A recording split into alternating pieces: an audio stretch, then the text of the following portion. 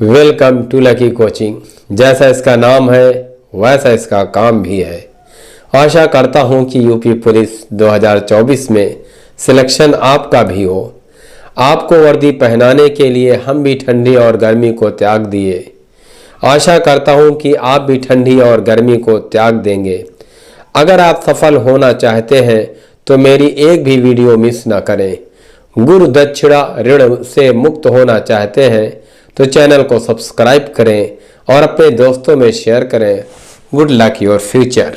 ये UP police का हिंदी का प्रैक्टिस सेट 2 है और बहुत ही इंपॉर्टेंट क्वेश्चंस इसमें हैं जो आए हुए क्वेश्चंस हैं।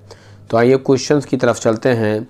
क्वेश्चंस नंबर 1 में कह रहा है, भारतीय संविधान के किस अनुच्छेद में हिंदी को राजभाषा घोषित किया गया?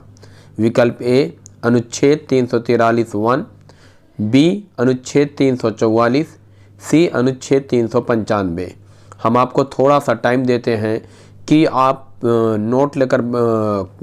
नोटबुक लेकर बैठें और चूज़ करें कि इसमें कौन सा सही आंसर है। इससे आपकी एबिलिटी पता चल जाएगी कि आप कितना स्कोर कर रहे हैं।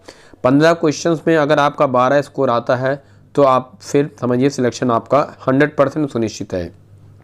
तो इसका सही आंसर ए है अनुच्छेद 343(1). अनुच्छेद 343(1) में भारतीय संविधान में ये रखा गया कि हिंदी को राजभाषा घोषित किया गया। देखिए, राजभाषा और राष्ट्रभाषा में अंतर है।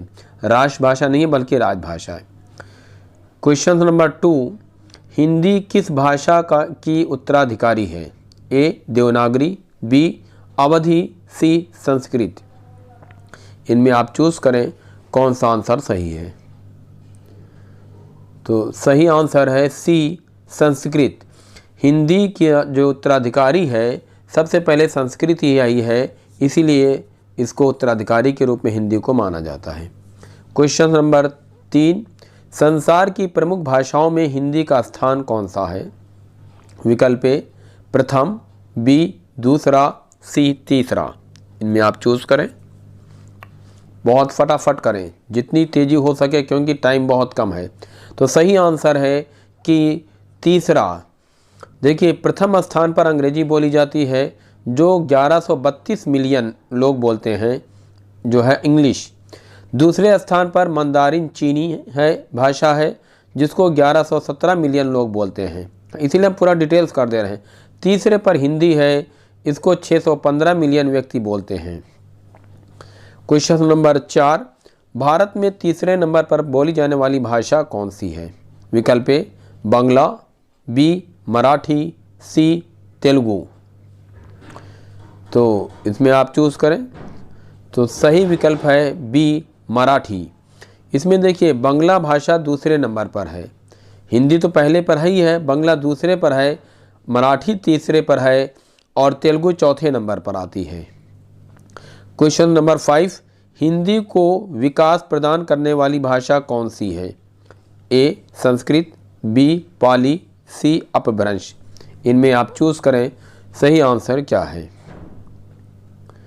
तो विकल्प सी अपभ्रंश। हिंदी को जो विकास प्रदान करने वाली है वो अपभ्रंश है। अपभ्रंश से ही जो है हिंदी का विकास हुआ है।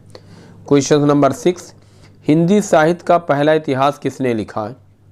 विकल्प ए पोर्ट लुइस, बी गारसा दे टासी, सी मैथिली शरण गुप्त। इनमें चूज करें। तो सही आंसर है गारसा द टासी। क्वेश्चन नंबर 7, विश्व हिंदी का दूसरा सम्मेलन कहाँ हुआ था? ए नागपुर, बी पोर्ट लुइस जो मॉरिशस में है, सी भोपाल। देखिए, विश्व हिंदी का दूसरा, तो सही विकल्प है बी पोर्ट लुइस। विश्व हिंदी का दूसरा सम्मेलन पोर्ट लुइस में हुआ था, पहला नागपुर में हुआ था, दूसरा मॉरिशस के राजधानी पोर्ट लुइस है। क्वेश्चन नंबर 8, विश्व का आदि महाकाव्य है? ए बाइबिल, बी पद्मावत, सी रामायण। इसमें आप चूज करें कौन सा विकल्प सही है। तो सही आंसर है सी रामायण। विश्व का आदि महाकाव्य जो है रामायण को कहा जाता है। क्वेश्चन नंबर 9, हिंदी विषय पर प्रथम ज्ञानपीठ पुरस्कार पाने वाले व्यक्ति? ए सुमित्रानंदन पंत, बी हरिवंश राय बच्चन, सी मैथिली शरण गुप्त। इनमें आप चूज़ करें। तो सही विकल्प है ए, सुमित्रानंदन पंत। सुमित्रानंदन पंत चिदंबरा पुस्तक पर ज्ञानपीठ पुरस्कार पाने वाले प्रथम व्यक्ति हैं। ये भी बहुत इंपॉर्टेंट है। एक तो ये पूछ लेता है ज्ञानपीठ पुरस्कार पाने वाला किस पुस्तक पर, तो ये भी नोट कर लीजिएगा आप अपनी कॉपी में, चिदंबरा पुस्तक पर ये ज्ञानपीठ पुरस्कार पाए हैं। क्वेश्चन नंबर 10, खड़ी बोली हिंदी का अन्य सही नाम क्या है? ए हरियाणवी, बी हिंदी, सी कौरवी। इनमें आप चूज़ करें कौन सा विकल्प सही है। तो सही विकल्प है सी कौरवी। खड़ी बोली हिंदी का सही नाम जो है अन्य नाम में कौरवी आता है। क्वेश्चन नंबर 11 कह रहा है प्रथम विश्व हिंदी का सम्मेलन कहाँ हुआ था? विकल्प ए बनारस, बी नागपुर, सी अयोध्या। इनमें आप चूज़ करें कौन सा विकल्प आप टिक करते हैं। तो सही विकल्प है B Nagpur. Question number 12, Hindi में आशुलिपि के जन्मदाता हैं? ए राधेलाल द्विवेदी, बी मैथिली शरण गुप्त, सी सुमित्रानंदन पंत। इनमें आप चूज़ करें कौन सा विकल्प सही है। तो सही विकल्प ए है राधेलाल द्विवेदी। क्वेश्चन नंबर 13, हिंदी का सबसे बड़ा महाकाव्य है?